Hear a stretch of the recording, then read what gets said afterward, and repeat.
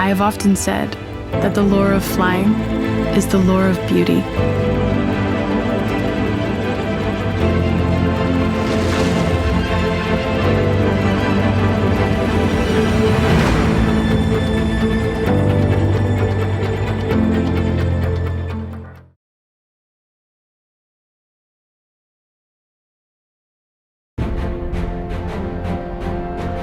Welcome, ladies and gentlemen, to our second panel discussion of the 54th International Conference of Horse Racing Authorities, which is organized by the IFHA.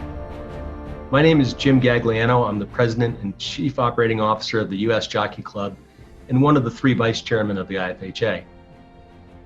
Today, we turn our attention to the topic of adapting broadcast, production, and media experiences to a COVID-19 racing and sporting landscape. To say it has been challenging would be an understatement. Although many spectator sports were postponed due to the pandemic, racing was in the fortunate position of being able to continue behind closed doors in many places. In order to delve deeper into the realities of this adjustment, both when it comes to how horse racing in particular and sports in general have been covered in 2020, we invited a panel of esteemed professionals to share their experiences. During this session, our panelists will discuss how racing authorities can maintain fan engagement when mass gatherings are banned and address changes to media consumption preferences due to COVID-19. Additionally, they will discuss how racing and other sports are interacting differently with audiences now as a result of the pandemic. Francesca Cumani, daughter of trainer Luca Cumani, began working for ITV Racing in the UK in 2016. And in 2019, she and Ed Chamberlain were joint winners of the Broadcast Sports Presenter of the Year title at the Sports Journalists Association's award. Katherine Ford moved to France in 2001 for a 3-year stint in the Paris offices of the International Racing Bureau. From there, she joined the French racing channel Equidia and now heads up their international department. Rob Hyland joined America's NBC Sports in 1997 and has earned 18 Emmy Awards during his tenure. As coordinating producer for Notre Dame football, Football Night in America, the Triple Crown, and the Breeders' Cup, among others, he oversees some of the NBC Sports Group's most high-profile properties and events. Jason Richardson is an Australian athlete turned sports presenter. Previously a professional runner, Richardson currently hosts live coverage of horse racing on racing.com and also does work for Channel 7. Although racing has been his key focus, he is also a presenter and a commentator on an array of other sports for 7, including the Olympics. And finally, we are joined by Shigeru Suzuki of the Japan Racing Association. He joined the JRA in 1988 and has been the Deputy General Manager of the Media and Publicity Department since 2018. We hope you will find their experiences and insights helpful as we continue to navigate how to present horse racing in these times. Thank you. Enjoy.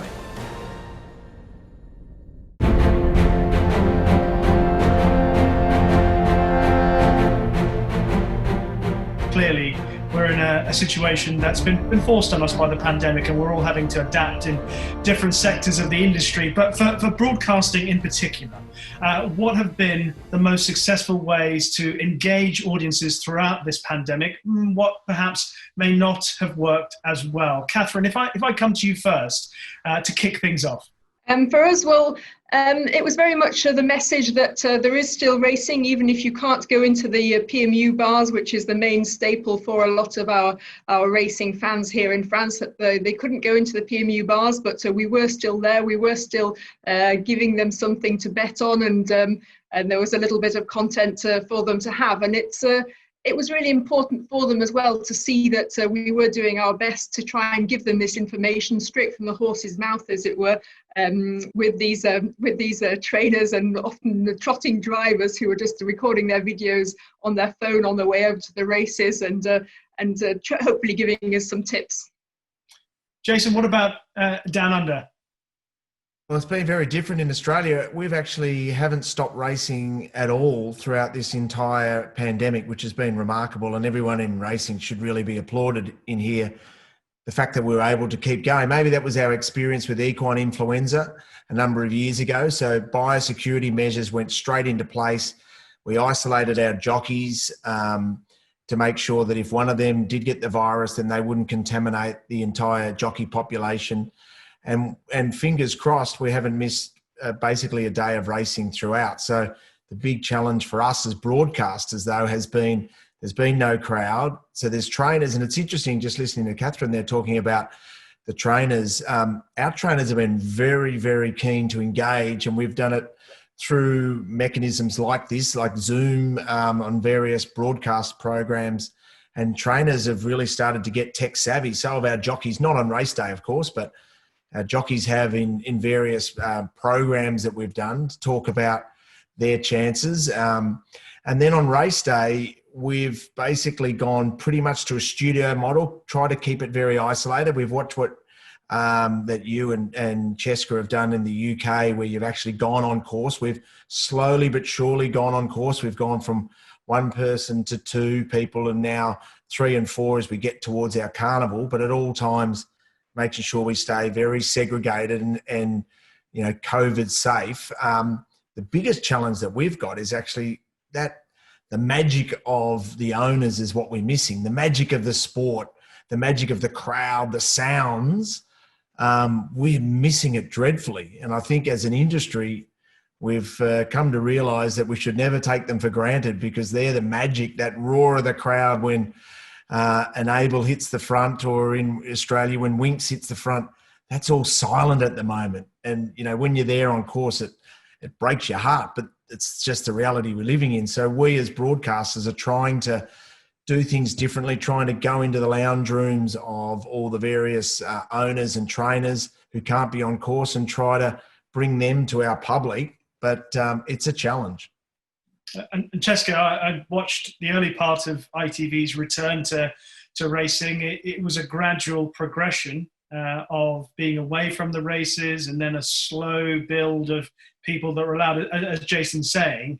How have you found it? Yeah, well, like Rishi, at the beginning, it was just doing it from home. And whilst we were very happy to be able to show racing in any way we could, you did miss a lot from not being there, of course. And I think when you watch it back, you think, oh gosh, we were all so flat, because you haven't got that excitement of being at the races, the noise, the atmosphere, etc. But it was good to be able to do it. That was a challenge, of course, more for the guys in charge of the technology than for us. But then when we were able to get back on course, like Richard just said, you're at Royal Ascot and the winner of the Gold Cup's just come in, and you wouldn't even know it because there's no one there to welcome them in. And Frankie Dettori tries his best with his flying dismounts, but no, to no avail. I think what's been interesting, it's hard to know exactly how to read into it, but if you look at our viewing figures during this time, where in the past we would have had more of a spike for each race and then it would drop off in between, seemingly the numbers have kept more consistent throughout. I mean, you could easily attribute that to the fact that there's been less competition for eyeballs, less sport on, so people were staying just naturally. But maybe you could read into it the fact that people have really enjoyed being able to review the races really in depth and enjoy being able to preview races with much more time, basically, so that when we do come to the race, people are much more well informed. And I suppose for our audience, who may not be following racing day in, day out, that might be a bit new and a bit different and more enjoyable for them. So it's hard to say exactly what caused that, but potentially it's something we should look at going forward. Shigeru, tell me from your perspective, what have been the successful ways to engage audiences through the pandemic, and perhaps you can tell us what didn't work quite as well. Yeah, I'd like to share with you these three key points for JRA to succeed in the fan engagement. Firstly, we JRA believe that the top priority is to continue to hold races, even in this difficult situation, while preventing from the spread of COVID-19 with a great cooperation of all racing connections. It's important to provide racing fans good quality and quantity of races as usual. Secondly, we have been improving online betting platform more accessible to anyone. Since horse racing is one of only a few leisure activities that can be enjoyed at home, the number of online betting registers has increased by 250,000 compared to before the pandemic. And now it has reached to 4.7 million registers. It's important for racing fans to bet on races no matter where they are. Thirdly, during the stay-home period, the Green Channel, which is normally a pay-per-view official horse racing channel, can be accessed free of charge so that viewers can watch all the JRA races live at home. Moreover, the Green Channel web has also been available, though it is not for free of charge. It is important for racing fans to watch live racing footage anytime they want. Because of those backgrounds, JRA's total turnover from January to September this year has remained almost the same as the previous year, even though cash betting has been significantly restricted. It does seem as if turnover in general across the world seems to have held up pretty well despite the pandemic. Rob, I'm really interested to hear your thoughts from your perspective, given the nature of the work that you do for NBC Sports and how you have felt things have unfolded in the States through the early part of the pandemic and dealing with all the challenges, both technological and in the broadcast aspect of it, and the things that you found working well, perhaps surprisingly so. Yeah, well, I'll start off by echoing what everyone said. You know, so much of racing is the spectacle of events like Royal Ascot or the Kentucky Derby, and that's gone. I think what's been best for NBC stateside with the tent poles, the Triple Crown races, is the ability to really work closer with the tracks and combine resources to limit footprints. You know, I know we brought last year to the Kentucky Derby 350 people on site. This year we did the Kentucky Derby with less than 100. And that's a function of working closely with the tracks and utilizing a combined resource for both the on-track experience, the closed circuit television broadcast and the national broadcast. So a lot of combined resources have helped the productions for us. But you know, I think the things that we've leaned hardest into are just more access. And I think we've added a lot more microphones to jockeys. We've had the ability for the outrider after a race to have a speaker on his gear, so that Jerry Bailey, our Hall of Fame jockey, can actually interview the winning jockey from his home in Fort Lauderdale. So we've brought a lot of technology to the table that's really helped bring the audience closer to the action. But there is no substitute for the fans and the spectacle. We've relied a lot on scenes like this and have had a number of, you know, watch parties, be it ownership groups, be it fans. They work, they're okay, they're not great, but you know, we've really tried to lean much harder into the access that we have and rely on the sounds of the races too. It is such an eerie, Jason, as you mentioned, experience listening to a horse race, a meaningful horse race with no one there. But you know, how do you take advantage of that? Well, you put about 20 more microphones out and you hear the thunderous roar of the 20 horses, you know, turning for home. But I think what's really worked is connecting closely with the tracks and saying, hey, how can we do this together to make it work and limit footprints and reduce headcounts on site? It's interesting when you were talking about the sounds of the sport. We've noticed that because it's so quiet, suddenly now we're hearing the discussion and encouragement of the jockeys with the horses. And then we had a wonderful scene where we had a young jockey who rode his first Group 1, silent, but this moment they hit the line, all the other jockeys cheering for the jockey who just captured his first Group 1. I mean, without a COVID scenario, there would have been, 40,000 people at Royal Randwick that day, so we would never have heard that. So there are some unique aspects that we are now picking up, but we'd still, of course, love to have the crowds back to celebrate it.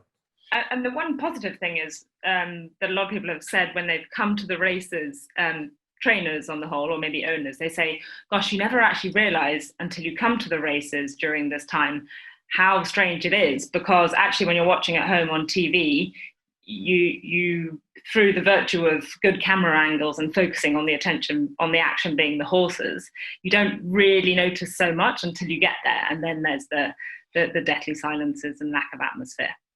But Katherine, the technologies that the guys have all mentioned so far that have needed to be put into place to try and replicate being at the racecourse for those people that can't be there, what has been introduced, do you think, to better that experience for the people at home? Well, we've talked about Zoom, about Skype, about things like that to get the reaction from the owners. It's not really something that we've put into play very much here at Equidia, because we are more focused on the betters. But I also have the Sky Sports Racing cap on. I know they've used a lot of Zoom and Skype in their news coverage, in their coverage in general. And there was one interesting thing when the French racing started again on the 11th of May. I was allowed to go and report on track on behalf of Sky Sports Racing, but there was a very, very limited number of media representatives allowed on the track. There was only 5. And that also included cameramen outside the actual simulcast feed. So I had to learn how to switch my camera on, how to turn on the transmission box. And I had a little system where I set up my own tripod, my camera and a microphone on a tripod, so I could do a socially distanced interview with the jockeys, which really brought it to life, I think. And in England, it was important at that time to give some content, because the British racing hadn't started yet, but they were following the French content quite a lot. So that was quite a novelty for me personally. You're doing better than most of the talent, being able to switch a camera on and your own microphone. I have to confess, as well. I have forgotten a number of times now that we have to put the microphones on ourselves and do it. Cheska's holding her hands up as well. I've forgotten to do it, and thankfully they've been recorded interviews. So I start doing it. They said, your mic's not working. Okay, yeah, it's my fault. I forgot to put it on. But it allows us to realise how much we take for granted. But tell me, Joe, have you been able to allow people who are watching at home, who would normally be at the races in whatever capacity, do you think that you're giving them the best experience possible sitting in their own living rooms watching? We've actively encouraged them to start to record themselves and then send it to them. So we see them celebrating. And now it's interesting, normally if you would ask a group of owners to film themselves watching a race, there's no chance they would. But now in this COVID scenario, they're more than happy to film themselves barracking and even setting up Zoom parties. We've had some groups of owners who have set up Zoom parties of 50, have recorded it and then sent us. So then after the race, we can say, that was a fantastic, Group 1 win by Behemoth. And here's all the owners celebrating in the various parts of Australia. We're in lockdown. I'm in Melbourne, and Melbourne's in a hard lockdown, and the rest of Australia, to be fair, is now starting to really release and not be under the same restraints of COVID. But so that's been one. Another thing that's been successful is actually starting to get the participants to talk to each other and actually start to get because we're very restricted in regards to access. So suddenly a jockey interviewing a jockey is showing the various personalities. And then maybe a third point that we've been able to bring to our audience is maybe because in the past we've had a wider camera shot because we're trying to include all of the crowds. Now we've really narrowed the focus and we've celebrated the beauty of the thoroughbred. And in a time at the moment where equine welfare is of paramount importance, zeroing right in and showing the beauty and the athleticism of the thoroughbred has actually been really positive, I think, for our audience. Yeah, and Shigeru, if I come to you on this particular question and ask you about the technologies that you feel that you've introduced to best replicate the experience of being at the racecourse for an audience at home. If I pick up the replicate in-person experience of racing for at-home audience, we installed fixed point cameras at 4 locations at the Nakayama Racecourse. that were designated to match the eye level of fans watching the races at the race course. And the image was streamed live during the day. I think it enhanced fans at home to feel live racing atmosphere of the race course as much as possible. Yeah, the eye level of the fans is an interesting point that Shigeru makes, I think, Rob. And whilst there, you already touched on some technologies and some innovations that you've been forced to use to better the experience for the broadcast in its entirety. The fan perspective, I think, is a hard one to get right, a hard one to achieve. How have you gone about doing that? I think everyone in production has had to sort of accept the fact that while we like making perfect shows, everyone's gotten used to this perspective. And it's okay if the post-race interview with Bob Baffert is slightly soft and maybe not the perfect audio, you still are getting Bob Baffert in some capacity once he wins the race. So I think it took a little bit of digesting and saying, okay, it's not going to look like it did a year ago. And that's okay. We've gotten used to it. But just going back to what everyone's talked about in these watch parties, these Zoom meetings, I've actually converted one of our producers to be a Zoom producer. And we'll have various chat rooms where the individual is talking to the ownership connections of a race. Another producer is working with fans, and they know when they're going to be pinned to go full screen. And if they win the race, they're going to be right into our technical director's switcher, and our vision mixer will put them up and we'll talk to them. But it all happens much quicker. Rather than having 15 announcers deployed around a venue, this individual is working to get the winning connections to our broadcast switcher as quickly as possible. So it's just a little different, but it seems to have worked. It's not as pretty, but I think in 2020, everyone's accepting it and we'll be okay.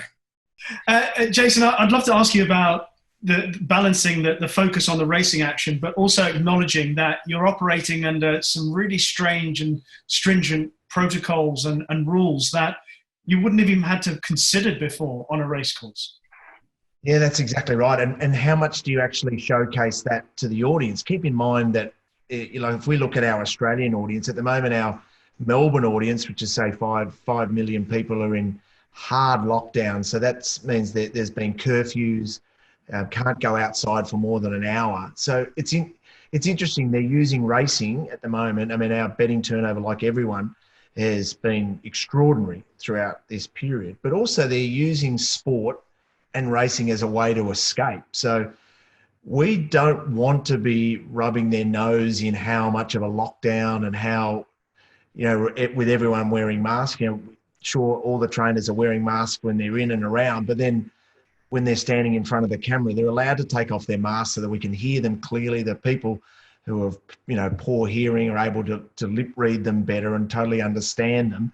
But also we want to show a ray of hope, because at the moment there's a lot of people who are living, doing it extremely tough, and actually having an outlet through racing. We're there to not only inform them, but we're also there to entertain them. I think that's really important. And just taking Cheska's point about this new medium and Rob's point about how we've now just got to a point where, the fact that it's not absolutely perfect, we understand that. And one thing I'd add, guys, the second you walk into a trainer's barn area with a giant camera, a boom mic, another assistant producer, all of a sudden defenses come up. And I think having conversations like this that are much more real, you get better material and better access. And Rishi, pull me up if I'm going off on a tangent, but I just think it's really interesting. I want to kind of ask Richard, because I think here we've had to be quite careful, well, actually asking everyone from different countries about public perception. And with the broadcast, we've had to be very sensitive, especially when racing came back, kind of saying, yes, it's great to be back, but, a lot of people are still doing it tough. So that balance of kind of entertainment, fun, excitement, and, positioning it in the current environment. And I think in England there is a big danger that people perceive racing as a kind of elitist endeavor, and why should racing go ahead when other things can't? But I very much get the sense that in Australia that was never the case, Richard. Well, to a slight degree, there was a bit of a backlash of why is racing continuing on, to which our government and our fantastic team that were behind the scenes were just selling the message. Well, I mean, it's the fourth largest employer of people in Australia. So it's an extraordinary amount of people that would be without a job if they stopped racing. And then we would have a animal welfare issue where suddenly we would have 50, 60, 70,000 animals that have no one to care for. So therefore, the government and also our racing officials were together saying, listen, animals can't pick up COVID. We will make sure we have strict protocols to make sure that we can keep racing. But I take your point, Jessica. I think initially we were a lot more, everyone's doing it tough and we are standing by the rules.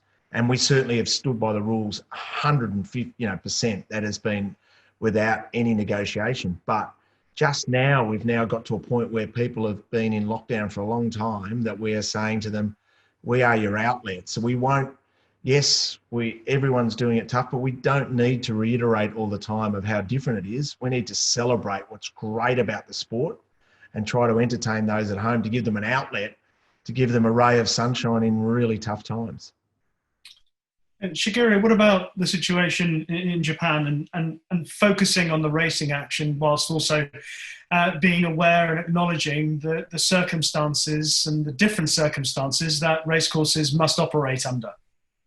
The first thing I'd like to share with you is that there has been no confirmed cases among jockeys, trainers, or stable staffs within the JRA so far. Under this pandemic, we believe that the high level of awareness against COVID-19 within our racing circle and the continuous efforts of all connections are the main reason why we've been able to hold races without any suspension. In order to keep the exposure of news and contents to cover our racing, JRA is actively providing news articles, photos, videos, and other racing information to the media without charging any royalties. While media have been imposed significant restrictions on their entries to racecourses and training centers. After sporting events without spectator become common, various sounds have been focused from public. For example, you can hear a sound of hitting a baseball clearly in a game without spectator, right? When JRA Hanshin Racecourse posted this video called Horseracing Sound on social media, we received a lot of like posted. Here, I'd like to share the video. Please pay attention to the sound.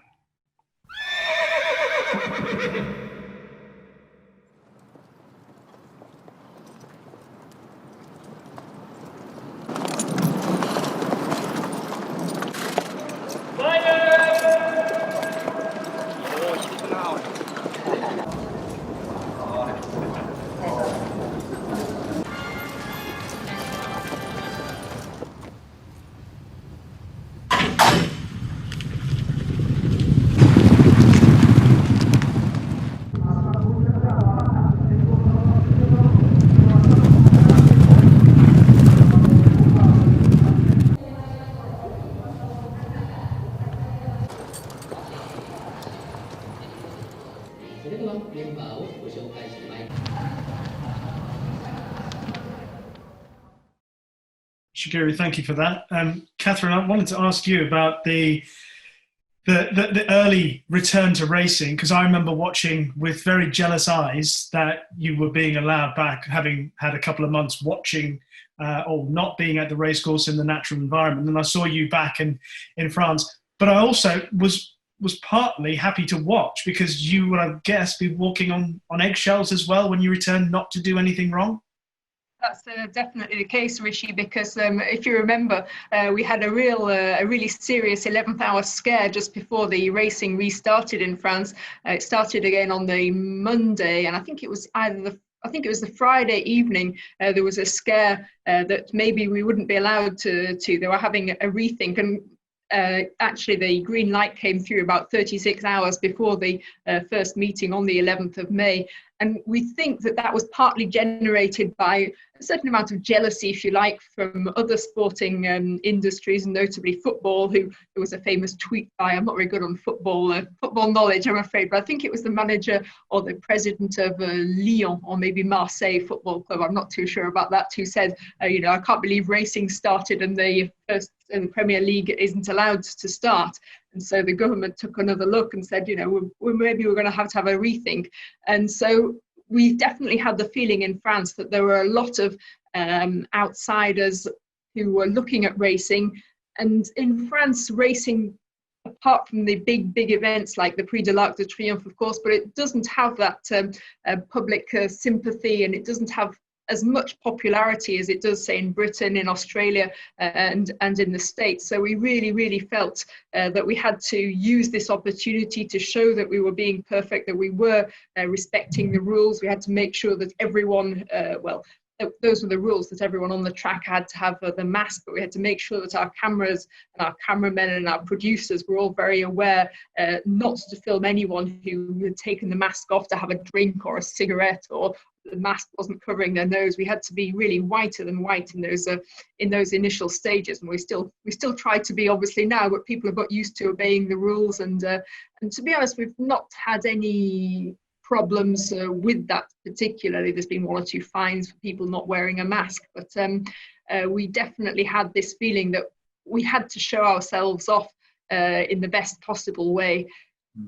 Because there would be more people watching racing who didn't normally watch racing, so we had to have this discourse to be a little bit more explicative as to what was going on, because we may be having viewers who would generally watch sport. There wasn't any sport, so they were watching racing. But we also had to really avoid people looking on and saying, close them down. And that was really the last thing we wanted. Unfortunately, we managed to get through it okay.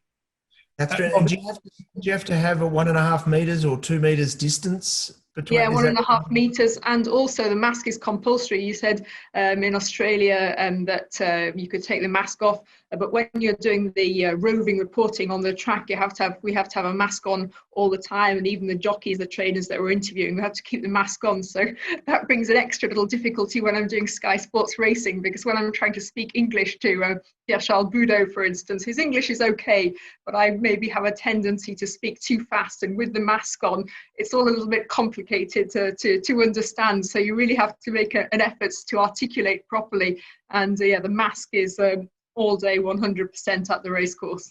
Yeah, it's something that came up at this year's Kentucky Oaks, actually. Everyone in the States has the same 1.5 meters distancing, but I found that on Oaks Day and Derby Day, there were a number of trainers on site, approximately 1,000 people, and that's more than we had seen at any other racetrack to that point. And I remember telling one of our reporters, Brittany Urton, wherever you position yourself in the paddock, just make sure when you take your mask off for your on-camera report, make sure there's not a lot of people around you. And we found ourselves just removing ourselves from pockets of people, just visually, the presentation that might make somebody at home say, wait a second, what's going on here? So it affected the way our director framed people that were on air presenters.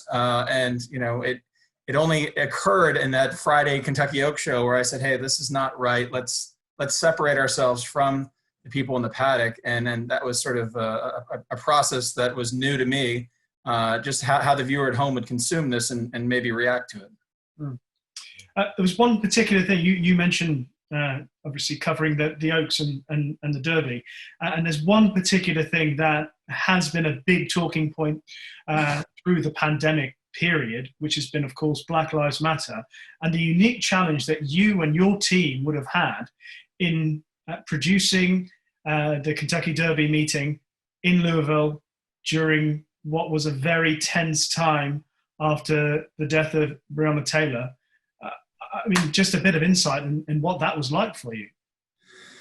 I talked to our executive producer, Sam Flood, months before the Derby, knowing that this could be a potential issue just based on where the Derby takes place, right? So my job is to present sports and to document sports, but sometimes the intersection of sports and news combine. And we decided to have a news correspondent on site in Louisville just to document what was happening on Derby Day, but not to overwhelm the broadcast with that news.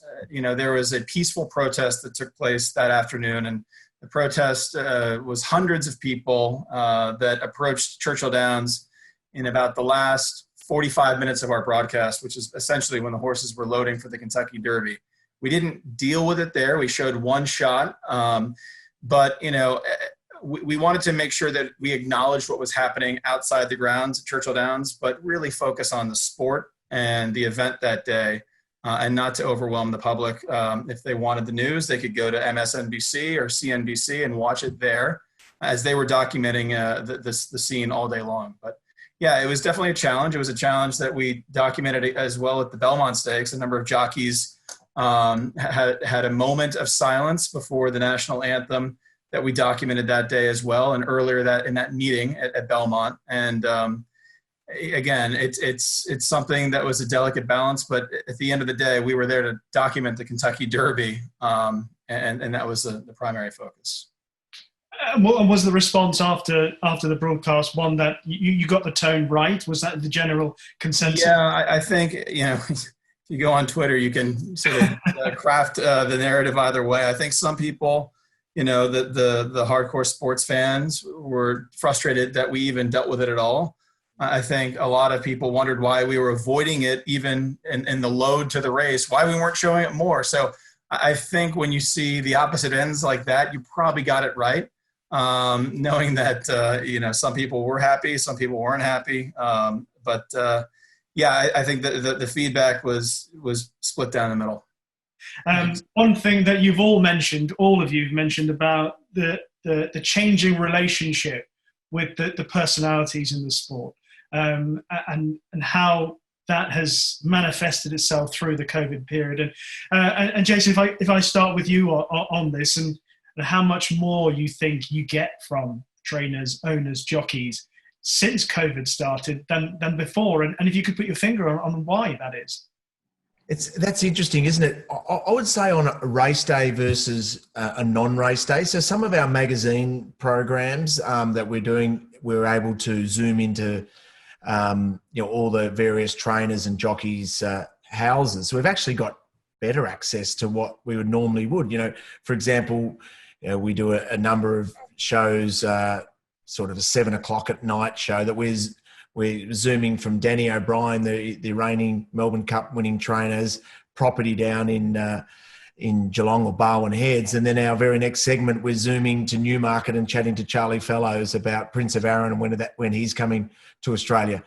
In the past, I don't know if we would have tried that, because once again, taking Rob's point, we would have been really concerned about the quality of the vision and the sound, but now everyone's accepting that it's okay. So that's been a real positive. It's interesting though, on an actual race day, we're getting great access to our trainers, but we're probably not getting the emotion that we once did. I think the emotion that they get is through all the owners, and the owners, for a big race, the owners are so excited, and that rubs off on the trainers, and they're excited and they're caught up in the atmosphere. So I've found we've had 6 Group 1 races in Australia so far, or 8 Group 1 races in Australia so far this season. I think 4 of them here in Victoria. I've noticed that the trainers have been a lot more subdued, because I think they're not getting caught up in the emotion. So we're gaining in some areas out of race day, and I think we're losing a little bit in race day. Plus also when we're interviewing 2 and 3 meters apart. So, that connection that you have when you're sometimes a little closer, I think has been, we've been restricted that way. Yeah. Jessica, how have you found it with both the racecourse experience of interviewing, dealing with people on the racecourse, and when you're having to do it over Zoom, and whether there's a major difference? Well, I think in the industry as a whole here, whether it's dealing with ITV or otherwise, I think it's actually made the industry modernize quite dramatically, because I think we've been a bit behind in England compared to other countries in terms of trainers doing video updates for their owners, or jockeys informing people at home. And, you know, Sheen Murphy, Tom Marquand, for example, they've been very well praised for their in-car video updates and explainers. And whether that would have happened without the current situation or not, I don't know. But anything that we can do to engage audiences is great, and especially getting those personalities to realize the power that they have got. People want to hear from them. People are excited to hear probably what they might think is relatively mundane, but it's not to racing fans and to people who are getting newly engaged with the sport. And that actually is a challenge, isn't it? We may have increased viewing figures and started to get people interested, but whether we can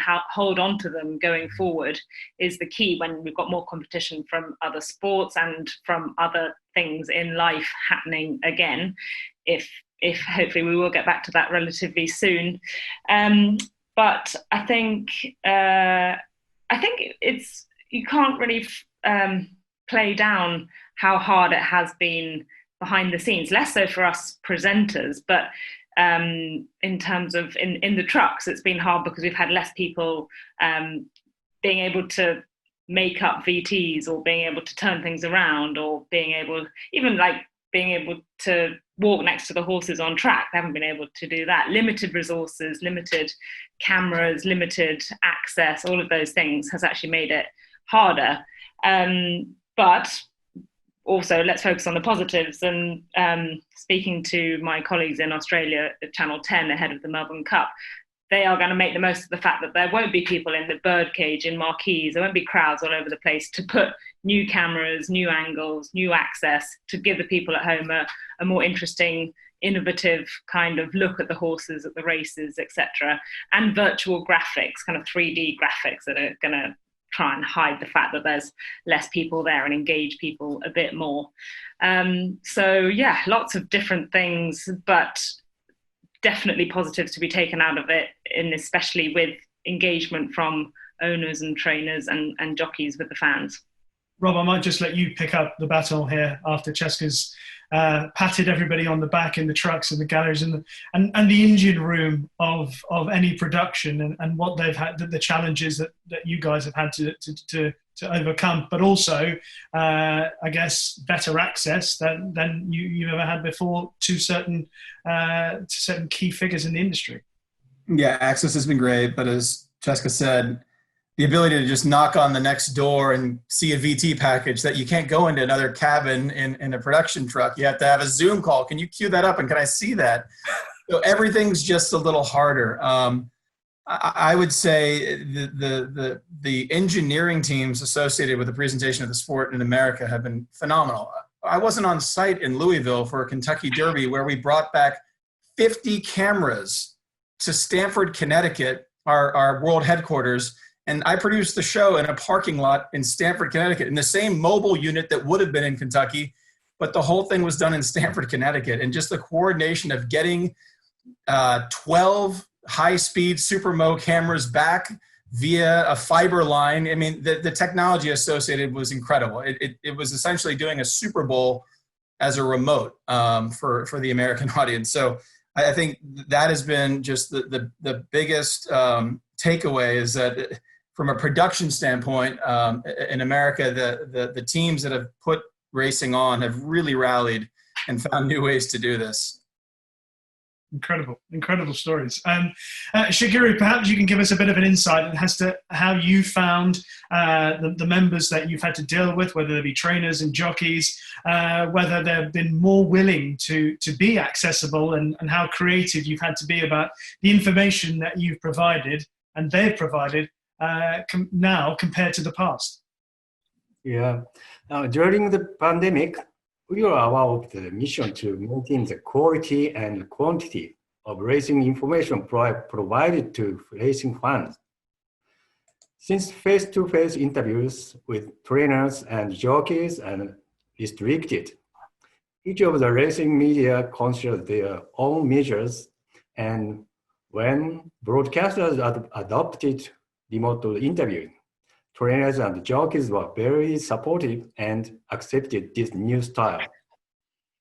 In addition to that cooperation, on the Japanese Derby Day in May, jockey Yutaka Taki delivered a message to the public on behalf of Jockeys Association, expressing appreciation for understanding of conducting racing and Japanese Derby during this pandemic. The message was streamed live on YouTube and got a great deal of attention. Further, the Jockeys Association decided to hold charity auction of jockeys' autographed merchandise and saddlecloth through external auction website instead of at the racecourse. The proceeds from the auction will be donated to the local government where racecourse is located to support the fight against the COVID-19. A very noble thing to do. And Katherine, Shigeru says that trainers and jockeys were very supportive of the new style. I remember traveling with trainers and jockeys to different events abroad and noting how more open trainers and jockeys are when they're not in their usual environment, be it in the UK or in France. And when they go to America, they give you that little bit more. When they go to Australia, they give a bit more. But I've noticed the same response from my perspective, dealing with these owners, trainers and jockeys through the pandemic. It's almost as if the unusual circumstances in which they're conducting themselves have brought about that change, and have you found that dealing with them in France? Yeah, I think you're right there, Rishi. I think in racing, as in the wider world, I think the lockdown, the COVID crisis has given people time, even though the trainers, of course, were still training their horses, but they had obviously less engagements to go to the races and things like that. Everyone's had the time to take a certain step back and think a little bit about what's important, think about how maybe to promote themselves more, how to promote their sport more. And I think that there's been a certain waking up, a certain consciousness of the fact that we are very fortunate in racing to make our living from this wonderful sport, and the fact that it's interesting to share it from a general public, to promote. We've mentioned the welfare of horses. It's also something that during the lockdown, people have started to think, hang on, the world is changing. We need to take these issues into account. We need to show that we are conscious of welfare, that we're conscious of the punters. And as well, I think people have maybe had the time, certainly the younger ones, and they've got used to using Zoom with their families, and such as we saw Jamie Osborne, who was so fantastic on social media during the lockdown period. They've had that time just to play around with things and adapt them to how that will suit them. And well, from the French point of view, I think in France, the racing industry is very much a vertical system based on the PMU and the betting turnover. And so they were all very positive when it started back again about giving news on the horses. How ready are they for making their debut after these months off and things like that. And yeah, I think it's just a general raising of the consciousness of that we're no longer in this kind of cocoon where we kind of train the horses in the morning, we go to the races, we try and give as little information as possible and have a glass of champagne and then go home. You know, we've realised that everyone's in this together, and we are all trying to give a positive image and keep the sport going and keep it improving. I'd like to share stories prior to the Triple Crown this year. Prior to the Belmont Stakes, I reached out to an American jockey, John Velasquez, who's essentially the head of the jockey colony at Belmont Park. And I said, John, as always, we're going to want you to wear a microphone, something he and other jockeys have done for us for sort of ambient effects. Typically, the microphone's been in the back of the jockey's jacket. I said, listen, we'd like to move the microphone to be right here underneath your chin for better sounds. And he said to me, hey, Rob, I'll do whatever we can to help the sport. And fast forward to the Kentucky Derby, the week of the Derby, I have a pretty good relationship with American trainer Bob Baffert. And I said, Bob, I'm going to ask the question I've asked you many times. Will you wear a microphone for us? And he's very superstitious. And he said, hey, I would not like to wear one on Friday because I really think I'm going to win. And on Saturday, I don't think I've got much of a chance, so no problem. And with what everyone's saying in mind, Jason, do you think that the sport of horse racing, in Australia in particular, maximised the opportunities with exposure in particular through that early spell when racing was allowed to continue where other sports were still having to sit back, suffer and watch? I think we did maximise. I mean, in an ideal world, we would love to have been able to showcase the sport in all of its glory, but that's just wasn't possible, of course, due to the COVID scenario. But what we were able to do, unfortunately for us, it was really through our downtime. It was our winter racing. So it certainly wasn't, it was right towards the end of the Sydney Carnival. We had a very restricted Brisbane Carnival. So we didn't have our very best. But I think we'll have an opportunity through this spring carnival where our very best races are showcased, to considering that Australia still is, in lockdown and there's very few sports still competing. I think we've done a fantastic job as a sport continuing to race. And I think our broadcasters within the parameters, the cards that they've been dealt, have done a really good job to try to bring the sport alive. And I take Cheska's point. I think we've got a new audience. Hopefully we've entertained them. Hopefully we've engaged with them. We know that they've invested financially with us because betting turnover is extraordinary. But hopefully they stay with us in the journey once we open up. And Cheska, do you think ITV and the broadcasters in the UK have done their absolute best to take advantage of this opportunity?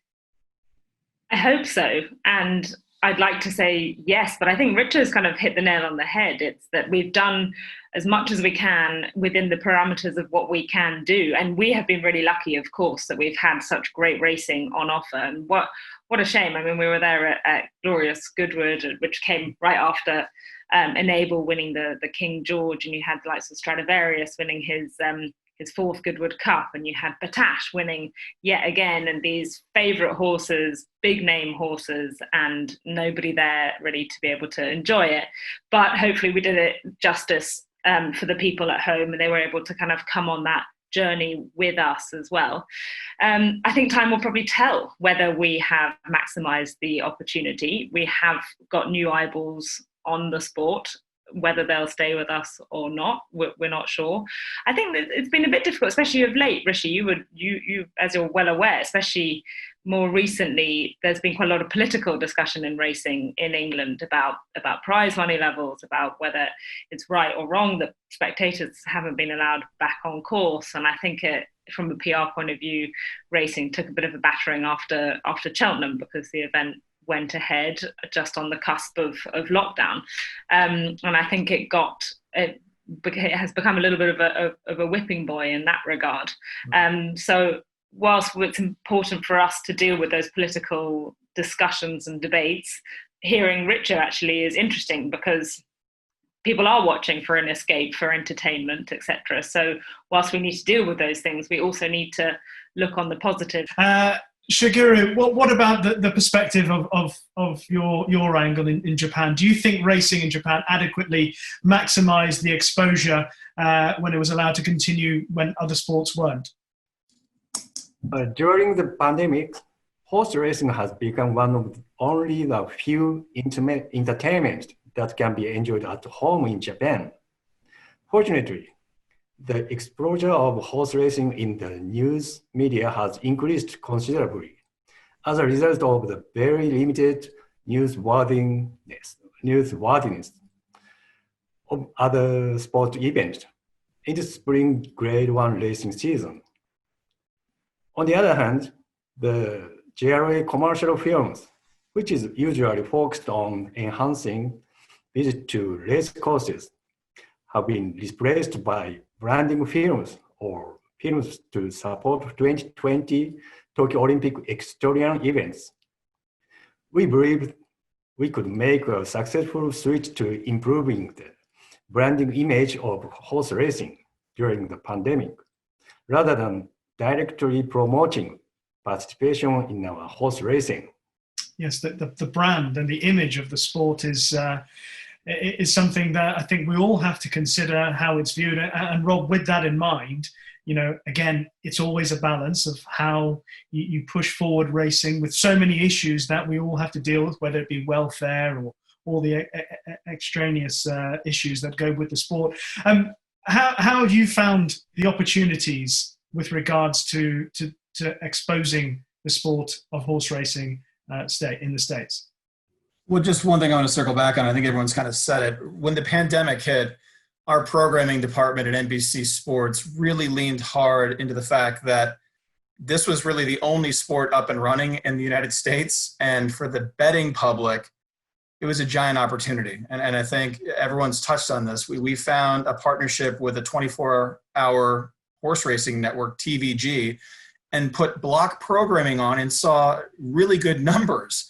So as everyone said, I think the opportunity is that we need to keep those viewers and the harder core bettors involved for the long run, and make sure that we can allow the public to know that betting is not that hard. It's fun. It can keep you engaged for hours, and that we want to continue to grow that side of the sport. And I think this spring really let us know that there is an appetite for that, especially when other sports weren't up and running and there wasn't the opportunity to bet on other sports properties.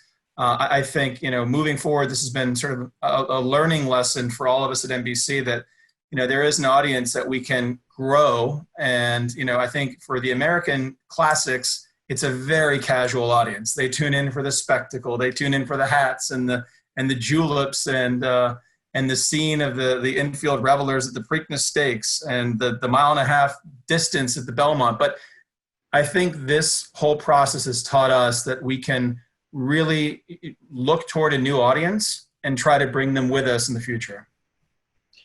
Katherine, I guess you will see a lot of similarities in your own thought process, I would suspect, in what Rob and others have said.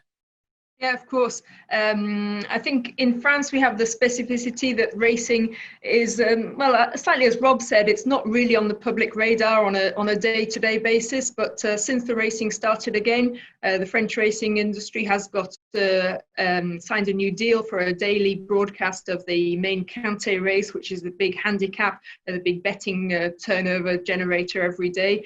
So that's back in the public view.